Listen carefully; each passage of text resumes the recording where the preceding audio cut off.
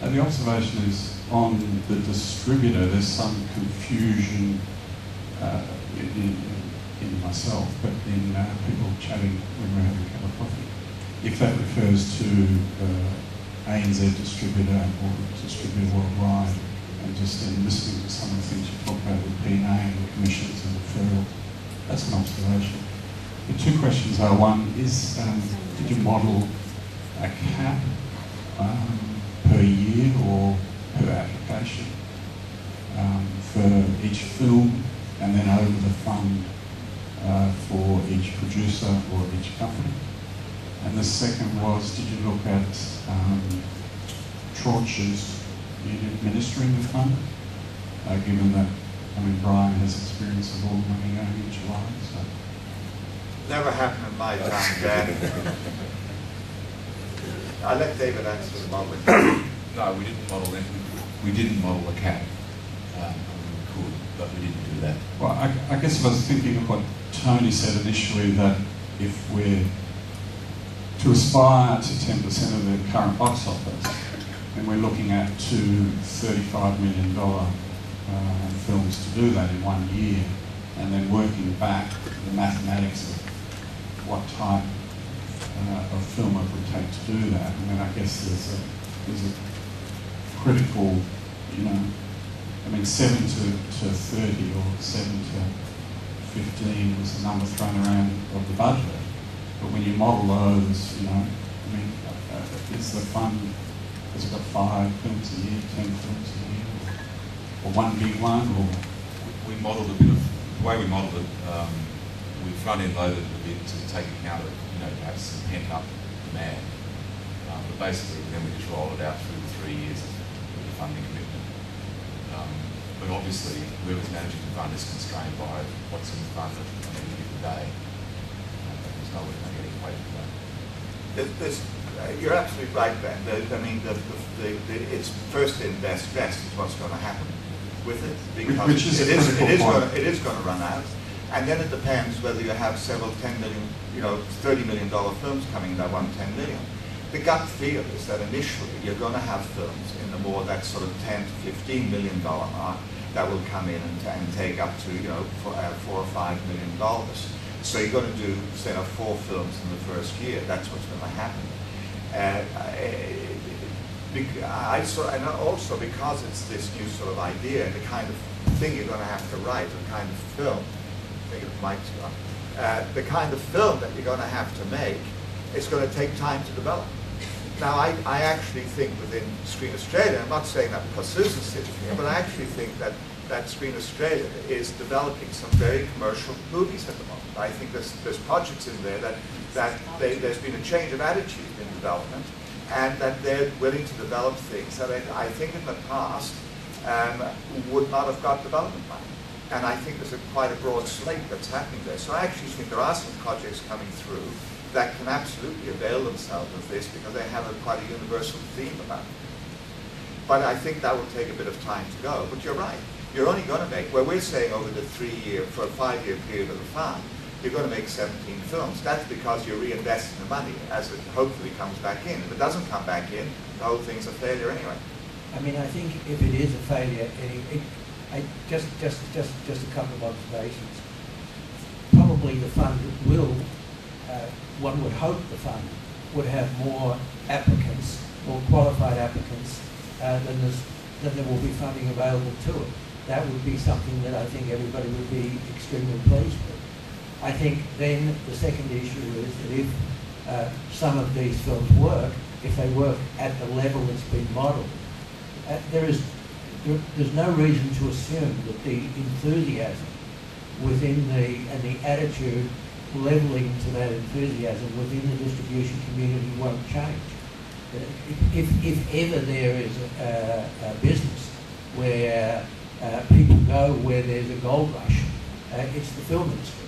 And if instead of Australia being seen as a place where a whole bunch of movies are made with reluctance, dragged in because of the ability the need to appear as a solid citizen, versus the ability to actually start getting some significant results on the board, some significant contribution to the local branch and kicking dollars back, that'll be very, very quickly perceived.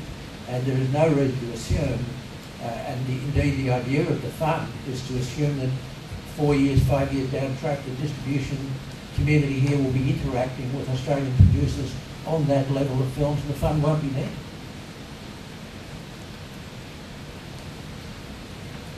I mean, ideally, what you want to have come out of this, and I think it's a bit like what Hopscotch have done now by selling into a bigger entity, or even what Emil has with Seesaw and into Paramount.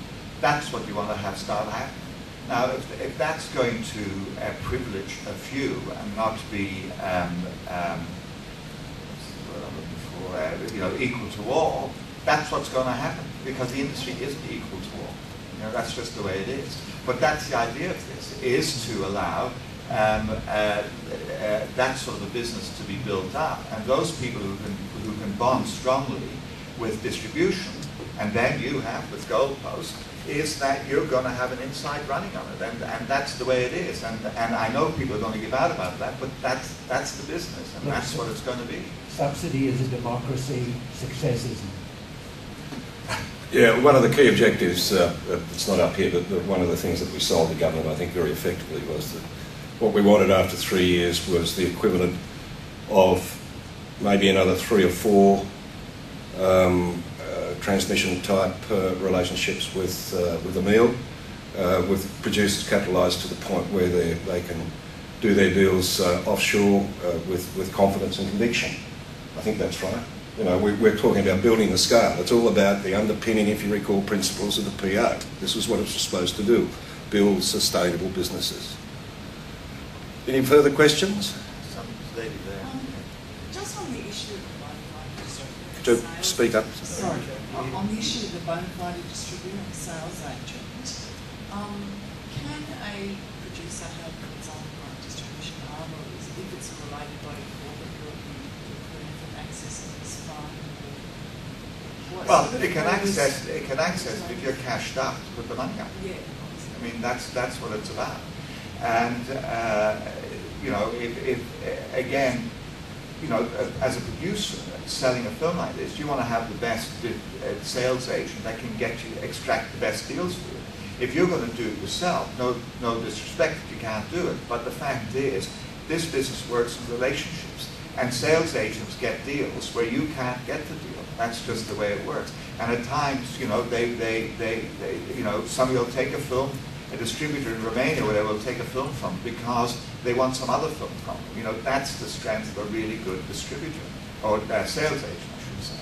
And that's what you want to have. But to do it yourself, you better be sitting there with at least 33% of money, and to demonstrate that you can do it, because otherwise the fund will look at it and say, well, I'm delighted you have the 33% to do it, but can you sell? And if you can't sell, you need to demonstrate to me that you can sell. So i.e. you've employed an Ian Canning or whoever it is to be on board to sell, because it's not going to work. That gets back to private equity, to what was talked about before, and the thing's just going to collapse on itself. And look, distributors, there is no reason why producers can't become distributors. You look at a wonderful example would be Besson & Co. with Europacorp in France, and there are other examples in the Latin American territories. There are quite a number of, 3 or 4 examples in Russia and the CIS right now.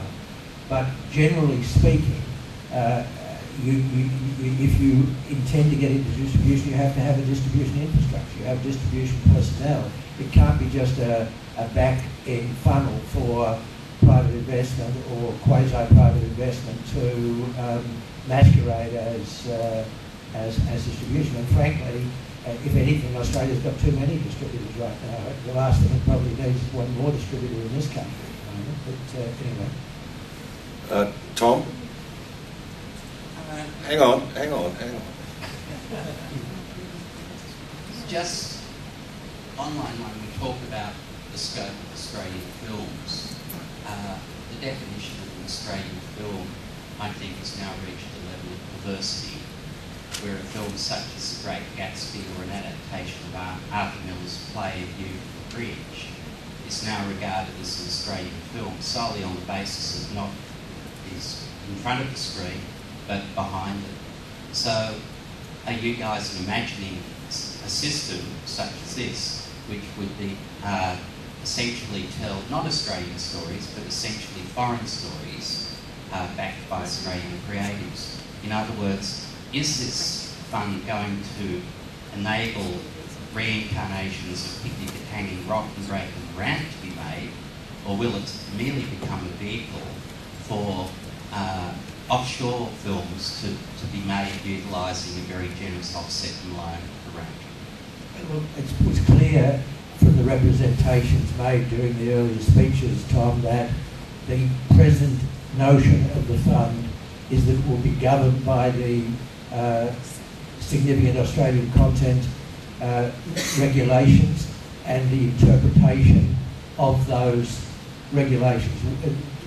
We would not be arguing that the fund should be seeking a different interpretation of significant Australian content.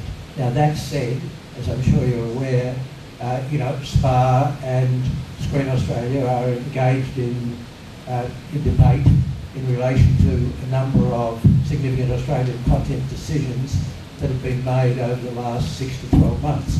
And that debate, as a SPAA engagement with Screen Australia and government, will continue. But it is a separate and distinct issue to whether or not Gatsby or View from the Bridge or whatever should or should not receive a certificate. The fact of the matter is that they have, and so as presently modelled, constituted and considered, they would indeed be eligible for the PDFF. But Tony, let's not kid ourselves here. It's infinitely more attractive if I go and adapt an American classic, set it in Queensland, have an Australian adapted and written by an Australian with our NIDA graduates speaking in American accents, with perhaps Nicolas Cage as the lead. Now, that's an instant entree for an international distributor for a North American sale. So is Mad Max 5. So I don't think it's yes, as simple I know, as you're putting it. But the issue, Tony, which I'm sure Jim McElroy will attest to, if we want to see those big Australian stories, if we want to see New Picnic at Hanging Rocks, if we want to see Great Gatsby, we can't compete against films which are culturally American, which have the inside running for North American sales and European sales. So let's not kid ourselves about it. If we're going to have this fund, let's talk about, and we want to talk about the old days. In the old days, we weren't making Great Gatsbys, we were making Great Gatsby. Well, and I would love to see that happen again. With due respect, Tom, look, the reality of the situation is that the Brits have managed to engage in significant British production that is played and been embraced by the majors and played in the US and all over the world. With stories that are totally cloaked in Brit culture. I see no reason why Australia couldn't do the same thing. I think we'll go to Jim and I think we'll call it a day. No, I don't want to be associated with that. Yeah. Jim doesn't want to be associated with you, Tom? John does want to be associated with Tom? No, well, I just want to say that I've always thought of us, the industry, as speaking to the world. Films speak to the world. And how do we erect doors? John Winter, last one.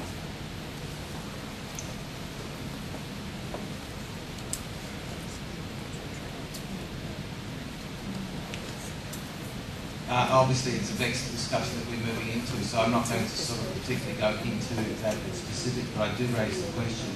You say SPAA's negotiating with Screen Australia and other bodies. I asked the question, are SPAA members negotiating with SPAA? And in other words, have we had an internal discussion on issues such as significant Australian content within SPAA membership, so we're confident that our SPAA representatives are representing the thoughts of us? Can I answer that?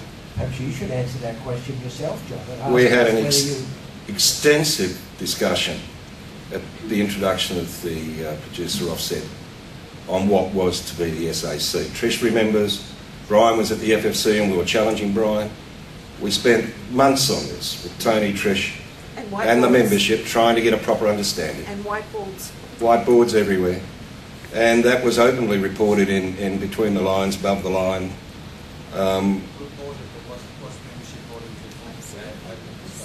Yes, it was talked about at chapters right across the country.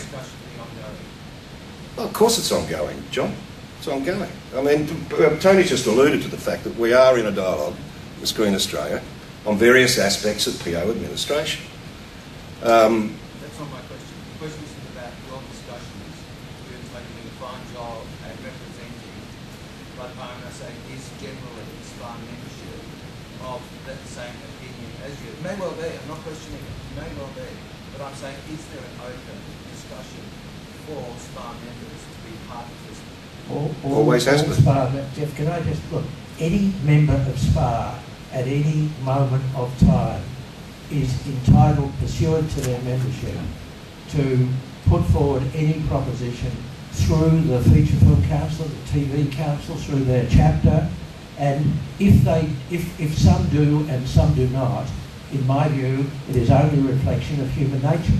That some people sit back and listen, and some people are activists, and some people like to see how things. It's just human nature. But there's no closed shop on input.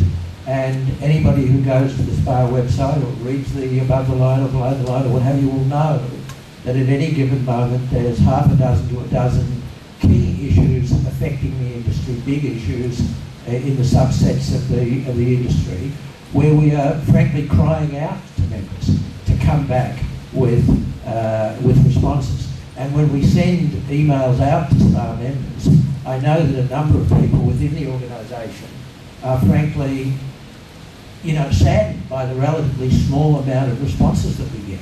So, guys, the ball is in your court on all of these instances. That's enough, Mr. Winter. Thank you all for coming, and join with me in thanking the panel, Tony, David, and our Katie for helping organise. Thank you.